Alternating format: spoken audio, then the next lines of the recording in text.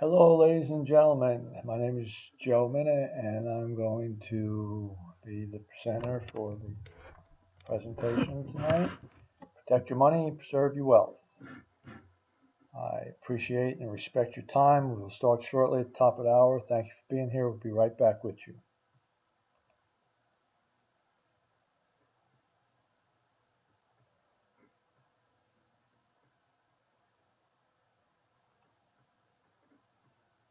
Okay, ladies and gentlemen, Joe Minna here again. Thanks to everyone that come in since I introduced myself a little bit early. It's now the top of the hour, so we're going to get started with the presentation. Again, welcome everybody. And with that, let's get started. Are you tired of your hard-earned money purchasing less and less? Of course you are. I know I am. I'm sure you are too. Purchasing less groceries for you and your family, purchasing less gasoline when you fill up, and purchasing less and less and less of all the goods and services you need for you and your family's everyday life. However you arrived here for this presentation, this is information that will help you protect yourself and your family by protecting your hard-earned money. So please pay close attention because you will see a solution on how you can make your declining paper money worth more than it's worth today and more than it'll be worth tomorrow. Here in the United States, where I live, it's the USD, World Reserve Currency. Okay, that doesn't matter. Happens to be green here in the United States. Doesn't matter what color it is in the country that you're in, yellow, pink, blue, multicolored. If it's fiat currency, which we'll get into a little later, why it's not money, why it's fiat currency, get into a little later on the presentation. So it doesn't matter what color it is, it's losing purchasing power. They're printing it out of thin air. Central banks here, Central Bank Federal Reserve here in the United States and central banks globally are printing this stuff like it's going out of style, and there's nothing of value backing it anymore. Like I said, we'll get into that a little further down the line, but that's why it's losing its purchasing power. So as a disclaimer, I, as a Carrot Boston National Independent Affiliate, do not give financial, investment, or legal advice. Seek your trusted professional for that advice. Simply refer people to an online gold bullion savings account. It's an international e-commerce gold bullion company. What economy is most important, ladies and gentlemen? Got that question for you. While you're thinking about that, I'll bring up a pointer here. I like to do it in red. And it says right on the screen there, so you really didn't even have to think about it. All you had to do is read it, okay? Well, actually, the pointer came up in black. The economy that is most important is the one in your own home. Wouldn't you agree? Sure you would. In this place here, in your home, it's the economy that's most important, not the economy across the street, across town, across the state, across the country, or across the globe. The global economy is not important. Well, it's important because the global economic crisis will affect everybody. But right now, what's more important to you is the one that's in your own home. That's the economy that's most important to you right here in this little abode. And how is that economy in your own home sustained? You sustain it with the fruits of your labor. This stuff, like I said, here in the United States, it's green. Okay, where I live, it doesn't matter what color it is in your country. That's how you sustain the economy in your own home, by the fruits of your labor. So, ladies and gentlemen, if that is cut in half, I don't mean the dollar value.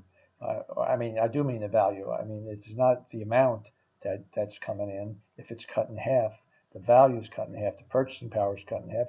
What's going to happen? It's going to purchase less goods and services that you need on an everyday basis for you and your family.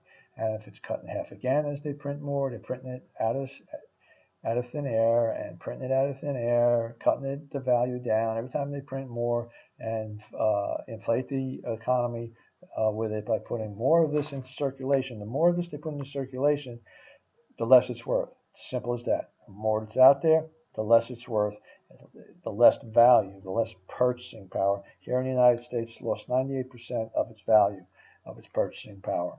Okay, so with that said, the economy that's most important is the one in your own home. And it's my mission tonight to show you the solution on how you can help protect yourself and protect your wealth, protect your money. Now, I'd like to load a video for you right here. That's just an overview of how it's this stuff here in the United States is puffed into existence, just out of thin air. Just an overview, nothing in detail. Please stand by.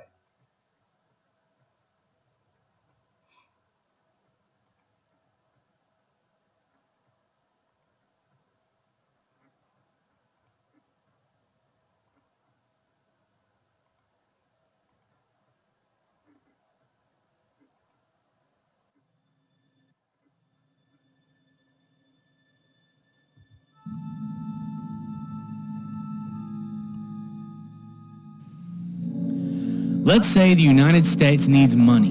Instead of issuing their own United States notes backed by their own credit, they issue treasury bonds.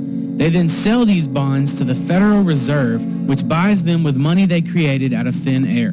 The money that the Fed created then goes to the U.S. The U.S. then pays interest on the money that the Fed lent to the Treasury. So to clarify, the Fed creates money from nothing, loans that money to the U.S., and then charges interest on that money. What this means is that there is never and will never be enough money in circulation or in existence to pay back that debt. We as a country, as well as private citizens, are forever enslaved by debt with no way of ever paying it off. Now, when the Federal Reserve buys bonds on Wall Street, the major financial firms that have been selected as dealers deposit the proceeds at their own banks. Fed rules require banks to keep 10% of their deposits in reserves, but the bank is free to issue loans equal to the remaining 90%. Let's say the Federal Reserve buys a $1,000 bond. After putting away 10% into their reserves, they are then able to loan out 90%, or $900. Since the original $1,000 is still on deposit, the $900 in loan proceeds is more new money, money created out of nothing. A total of $1,900 of new money is now available in the economy. Now the person that took the $900 loan spends that money. The payee then deposits the $900 into their bank account, and once again, reserves and deposits increase. This process goes on until that original $1,000 bond, which was created from nothing, becomes $10,000, making this one full-fledged debt machine while also devaluing the dollar. The more money that is out in the economy, the more the value decreases. There's no wonder that since the implementation of the Federal Reserve in 1913, the dollar has lost over 95% of its value. The U.S. dollar will eventually be destroyed due to an overwhelming financial crisis and a globalist-run monetary.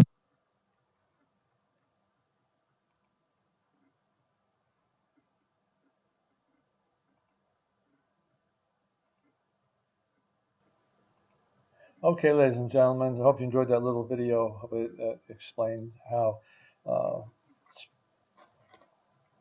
here in the U.S. it's puffed into existence out of thin air. You can Google it, get more information on that if you like. Right here I have the slide that's the purchasing power of the U.S. dollar, 1913 to 2013, and here when the Fed was created, which, by the way, you can see how the Fed was created if you Google the creature from Jekyll Island, Jeckyl. It's an island off of Georgia that was a private resort for J.P. Morgan, and back in 1913, bankers met there and created the Federal Reserve and sold it to the United States government. Basically, it got passed on Christmas Eve, I believe it was, in by 3 people because everybody was out on vacation, Christmas vacation. So there were 3 people there in Washington, and it got voted on then and passed when everybody else was out on vacation. And it's just unbelievable how it got passed. But it did get passed. The Federal Reserve, and there's nothing federal about it, and it has very little, if any, reserves. So basically, there you go. Google the creature from Jekyll Island, and you'll see how the Federal Reserve was created. So as moving forward into the chart, it was worth $1 when it was created, okay, in 1913.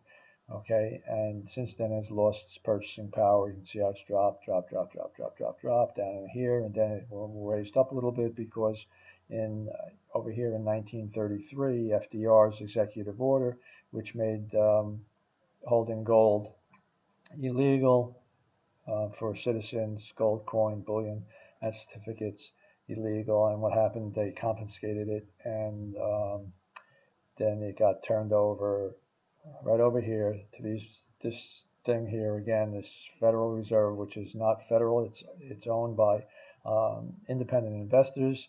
Again, created Jekyll Island in 1913. Google it, and you'll see what I'm talking about there. So they confiscated the gold and gave it to the Fed, which again, private investors that own the Fed. So then it continued to drop from there, losing its purchasing power right on down through 1971 here when President Nixon took the gold backing off of the United States dollar. It used to be backed by gold, okay? It was backed by gold, and you can take this and bring it into the bank.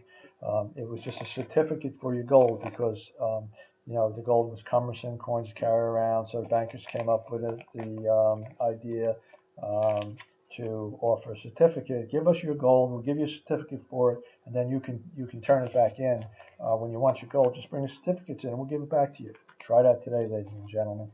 It's no longer backed by gold. It's just a certificate for real money for gold. And in 71, that got completely severed. It's not backed by gold anymore by President Nixon. He had no other choice because in 1944, back up here in 1944, after World War II, the Bretton Woods was established, the Bretton Woods Agreement, and all the countries got together and agreed that they would trade in the U.S. dollar, and that's when it became the world reserve currency. So all countries agreed that they would trade in it, buy oil in it, and everything else trade in the U.S. dollar as the world reserve currency. And in return, the United States says we'll back the U.S. currency with real money, with gold at $35 an ounce.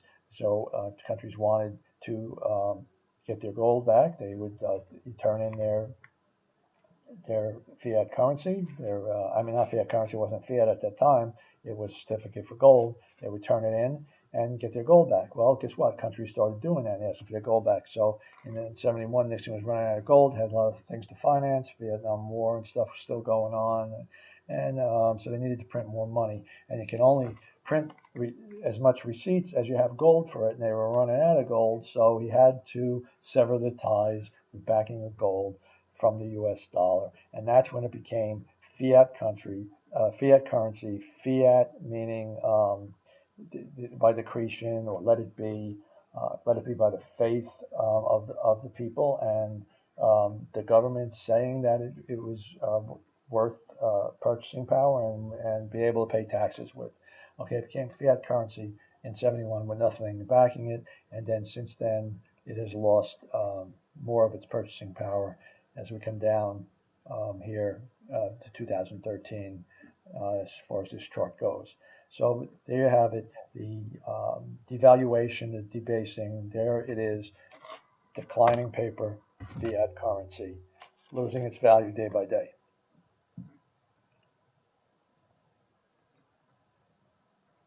So this slide here, ladies and gentlemen, I wanted to bring up because it's rising food prices, meat and poultry, fruits and vegetables.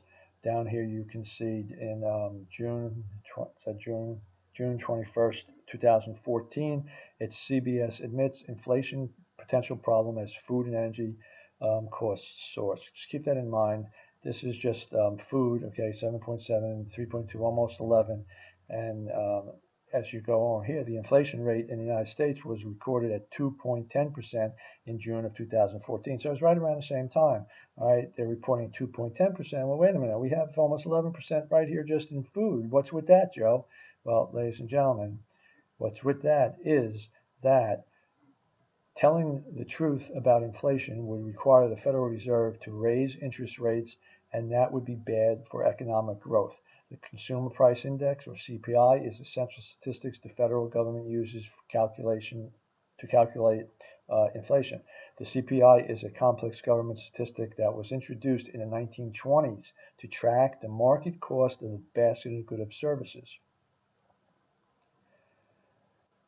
I could put a inflation video in here for you. Give me 1 second, and let's see if we can bring that up.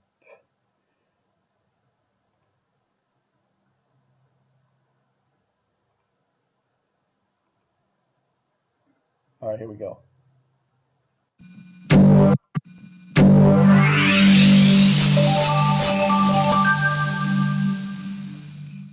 You and your family are going broke right now, and you don't even know it. And this is the truth. The important thing to understand is that a little inflation is not the end of the world, and it may be necessary to allow the economy to grow. But what is not good, however, is the inflation that's going on today. It's all about the percentage of money you have versus the amount of currency in circulation. To make the math simple, let's say there's a total of $10 million in circulation, and you have $1 million. This means you have 10% of the total currency. Now imagine if the Federal Reserve decided to issue another $10 million and put that in circulation as well, for a new total of $20 million. But you didn't get any of the new money to offset the imbalance. So you just went from having 10% down to 5% of the total currency in circulation. And even though you didn't spend a dime of your money, the value of the currency you saved just got cut in half. So when the new money is issued by the Federal Reserve and it gets put in circulation, the currency you hold loses value because the prices will inflate to adjust to the new amount of total currency in circulation. This is destroying your ability to save money, causing you to lose a good portion of your savings without even spending it. So in essence, it's punishing you for trying to save money for a future investment.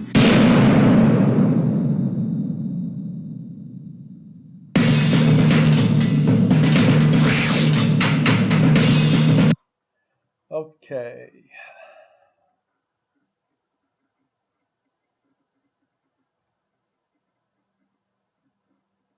Okay, so there you have inflation, ladies and gentlemen. I get into the chart here, back where we left off. So beginning in the Carter administration, federal economists cleverly redefined the CPI with the goal of removing from the index expensive items, including food and energy, that would push the CPI higher. Today, the Federal Reserve, when setting interest rates, focuses on a variation of the CPI that measures core inflation.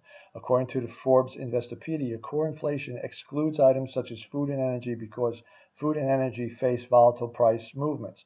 When removing expensive items from the CPI market basket of goods and services was not enough to depress the inflation numbers, the Bureau of Labor Statistics innovated even more, changing the weighted factors used in calculating the CPI statistics so that the results end up underreporting the true inflation people experience in everyday living.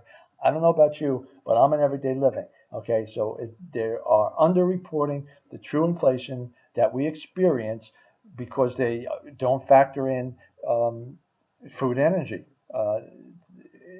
It's just unbelievable. Okay, so with that said, moving forward again here you have the rising prices, almost 11%, right? Okay, and that's just in food. All right. So what is that, ladies and gentlemen? Let's say food and energy, let's give them benefit down. Let's say it's only 9%. CPI, 2.10%, so let's say 2, just to round it off, easy numbers. Total inflation, 11%. Your bank paying you what? 1%? 2% if you're lucky? So ladies and gentlemen, they're paying you under the rate of inflation. Does that register in the computer here between the years? The computer up here, does that register? Okay, I'm not a mathematician, all right? But ladies and gentlemen, if total inflation is 11%, factoring food and energy, okay, and your bank's paying you 1 to 2%, you're losing money. You're losing 9%. All right? I mean, I don't have to harp on that. You can see that. It's fact, okay? Grocery prices rising. The inflation video addressed that a little bit because they're printing more money, so it's inflating the prices. Okay, so it looks like the prices are rising, but actually what it's doing is taking more of this stuff, okay, fiat currency, to purchase the same amount of goods and services that it purchased before, and guess what? It's going to take more to purchase the same goods and services tomorrow, next day, next week, next year. That's why you need to protect and preserve your wealth, and we're here to show you tonight the solution on how to do that. So moving forward, the buying power chart here, this is very important here. Let me bring this up. Let's go back 40 years ago, okay? And a gram of gold, that's what we're talking about. Carapace International is an e-commerce gold bullion company, okay, and which specializes in grams of gold. So a gram of gold 40 years ago would purchase you 5 loaves of bread, okay? And 40 years ago, the dollar, okay, $1 will purchase you 4 loaves of bread. Well, that's not too bad, Joe. It's only, a difference of 1 loaf of bread, which is true, okay? It's only a difference of 1 loaf of bread. But ladies and gentlemen, if you fast forward over here to today, okay, all right, that same gram of gold from back 40 years ago will buy you this much bread. That's 5, 10, 15, 20 loaves of bread, ladies and gentlemen, right there. 20 loaves of bread, okay? And that same dollar from 40 years ago will buy you this much bread. Wow. A third of a loaf, quarter of a loaf being kind. So ladies and gentlemen, what is it showing you? Okay, it's showing me, and I'm sure that it's showing you also, that real money, gold, doesn't lose its value. Go up and down in price. Okay, naturally it's going to do that. With the market, it's going to go up and down in price, but the value stays constant. It will always be worth the value that it takes to extract it out of the ground. Unlike the dollar, which they print out of thin air, okay, losing its value, depreciating, buying less and less. So ladies and gentlemen, real money, which holds its value, or fiat currency, which is losing its purchasing power. You see it, and it's true. Okay, so moving forward, here he is. Gold is money, everything else is credit. J.P. Morgan. Heard of Chase Bank? J.P. Morgan. Okay, remember that I said about Jekyll Island, his private vacation area out there? It's not private anymore, but Google Jekyll, the creature from Jekyll Island. Thank you, Mr. Morgan. So, ladies and gentlemen, here we are. Carapace is gold as real money. Ladies and gentlemen, you can see it there on the screen. And here I have a card right there in the center. That's 999.9, 24 karat real gold money, ladies and gentlemen. Okay.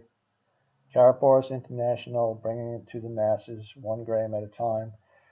And we have 2.5 and 5 gram cards also. And I just wanted to show you that real quick there. That's not a credit card. It's around the size of a credit card, but it's not a credit card. It has nothing to do with credit. It's real gold money, nothing to do with the debt system that we're currently in with the paper currency and credit cards, etc., etc. So moving forward, welcome to a universal solution, a worldwide debt, currency, and savings crisis. Carapace International, our owner, founder, visionary, Mr. Harold Seitz. I'd like to read you Harold's mission statement. My mission is to produce the highest quality gold available in the market, make it easily accessible to the masses of honest people around the world at a price point everyone can afford. My goal is that Carapace helps millions find financial freedom from the current system of debt. Harold Seitz, from the current system of debt, ladies and gentlemen. That's what we're in, the current system of debt. Mr. Harold Seitz again. I wanted to show you him there in the office. I've met the man twice, last year at our financial freedom event in Nashville, Tennessee, and also a few years before that in Orlando. He has a heart of gold, no pun intended. He is our founder, CEO, and visionary. Harold thinks down the road, not just for tomorrow, but 5, 10, 15, 20 years down the road. Carapace will be around, and Harold's planning for it. So a little bit about Harold. Since the early 80s, Harold Seitz is self-sufficient in the financial industry. After training in insurance and real estate industry, he worked as an independent financial services provider with a number of companies where he was very successful. During the mid-90s, he reached with the company about $60 million in sales. End of 2008, he joined the company into precious metals business. In just 7 months, Harold Seitz was the number one for the company. 7 months, number one. So very smart man, Mr. Seitz is. However, his visions were larger than those of the company because it was only active in Germany. Now, he wanted to make gold in small units available for everyone, and that worldwide. It was a fantastic idea to offer people more certainty, and Harold has done that. We are in over 120 countries. I think it might say it on this slide, yes. So Harold Seitz founded in 2011 Karatbars International GmbH. The company specializes in small gold bars as gifts with 1 gram gold cards. And again, like I said, we have 2.5 and also 5 gram cards, merchandise, collectibles, gifts. Currently, Harold Seitz is operating in innovative products worldwide. We're in over 120 countries. When I first started, we were in like 25 or something. I don't know. In 120 countries, and his vision is to help in all 194 countries of the earth to prepare people in the earth for the people through financial security. So our product is Good Delivery Gold produced by LBA and Accredited Refinery 999.924 karat gold as real money. You can see here number one right here is the gram of gold, which is embedded into the card, and it has 999.9 purity on it. It also is stamped by the LBMA accredited refiner. I think this one is Degussa. I can't read it, but I think that might be the Degussa refinery.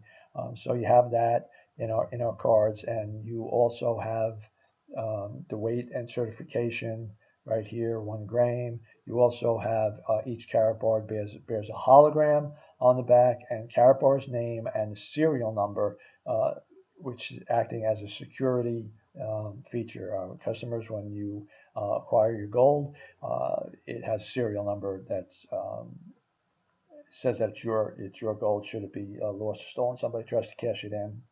Okay, so then also in the card, it's also has the name of the LBMA refinery, which I said down in there. So it's all security features, and the card is has protective UV lamination on it, and it's just a beautiful card protecting the gold because, ladies and gentlemen, make no mistake, we are not coins. We're 999.924 karat gold. Coins, they have to put an alloy in, a harder metal, so that you can handle it, because 24 karat 999 pure gold is very soft, so it can disintegrate with handling. So that's why it's encased. I like to call it a little vault. It's encased in there to protect it. So moving forward, ladies and gentlemen, I'm talking fast because I have a lot of information and I respect your time. On the back, covering the gold, is the hologram. There's the picture of the hologram there enlarged, but that would be on the back of the card. On this,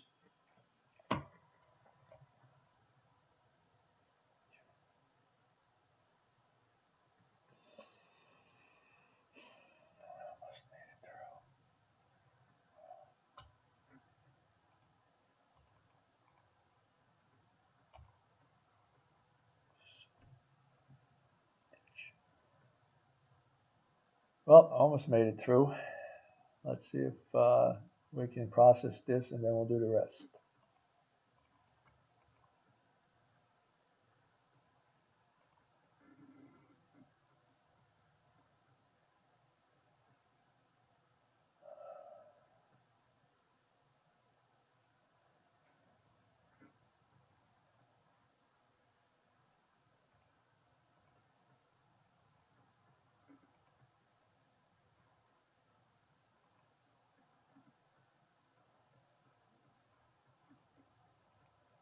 Oh, she crashed.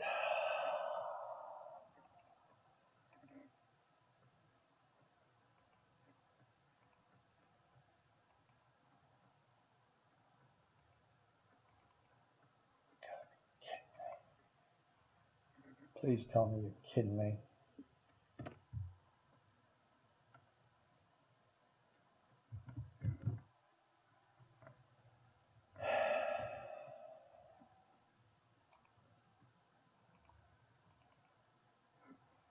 I'll come back up.